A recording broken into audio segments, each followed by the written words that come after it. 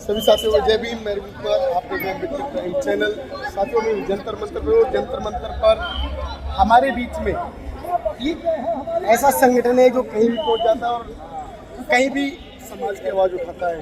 तो आज ये संगठन बाबा साहब की इस प्रतिमा के विरोध में आया है। जय भीम। आप भी आए हैं, क्या सोच के आए हैं? जो हमारे बाबा साहब की प्रतिमा वहाँ से बनाई गई, हम उनके जो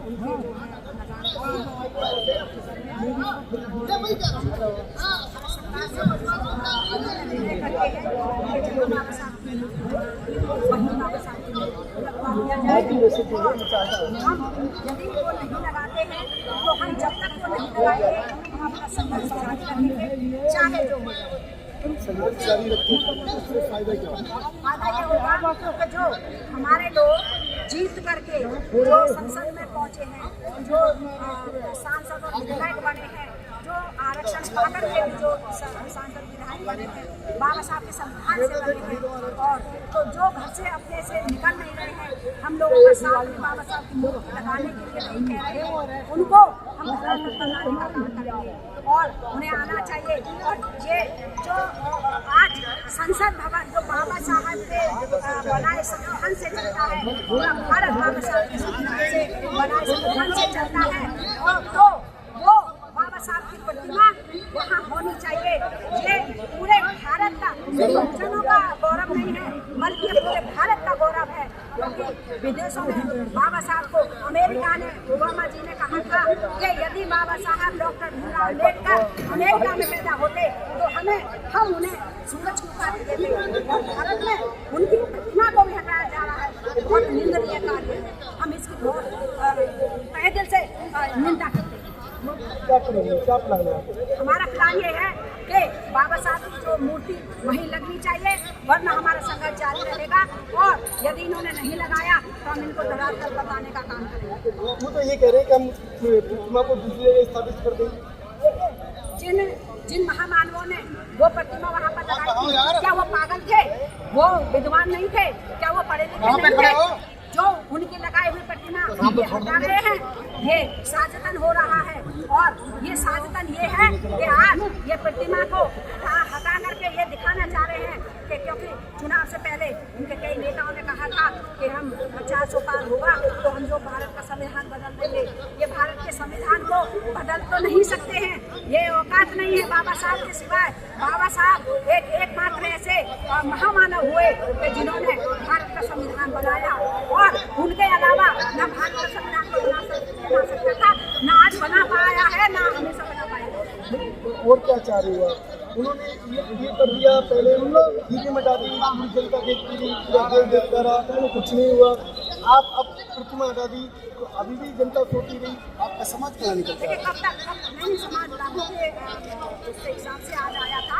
और ऐसा नहीं है कि जो लोग घरों में सो रहे हैं उनको भी आज घंटों पर जागना है। देखिए, भारत में पूरे भारत को एकमात्र भारत का संविधान जो बाबा साहब के द्वारा बनाया गया है, उसमें बराबर का अधिकार है, चाहे स्त्री है चाहे पुरुष है। पुरुष तो स्त्री और पुरुष तो क्या, भारत में जो जीव जंतु हैं, जो पशु हैं, उनको भी जो न्याय भारत के संविधान से मिलता है। तो भारत का जो संविधान है वो न्याय के लिए है, और वो बाबा साहब ने बनाया, इसलिए बाबा साहब की प्रतिमा को हटाने का काम किया जा रहा है। वो हम नहीं होने देंगे। आज चाहे किसी भी पोस्ट पर महिला बैठी हो, हिंदू मुस्लिम सिख ईसाई, भारत की किसी भी जाति धर्म की महिला हो, भारत की आबादी महिलाओं को जो आज मुक्ति मिली है गुलामी से, भारत में रहने वाली हर महिला को बराबर का अधिकार, पुरुषों के बराबर का अधिकार मिला है, वो बाबा साहब के बदौलत मिला है। आज भले ही बहुजन समाज की महिला यहाँ पर आ रही हैं, लेकिन आज नहीं तो कल जो महिलाएं बाबा साहब को नहीं जान पा रही हैं, जो महिलाओं को बरगलाया जा रहा है कि बाबा साहब के संविधान से ये उनको पता नहीं है बाबा साहब ने संविधान में क्या अधिकार दिए हैं। जिस दिन उनको बाबा साहब के संविधान की शक्ति का पता चल जाएगा, उस दिन वो किसी भी जाति की महिला हो, वो बाबा साहब के लिए, मिशन के लिए आगे बढ़ जाएगी। एक तारीख से आपका जो कानून बदला जा रहा है, आप संविधान की बात करें, संविधान में कानून तो है।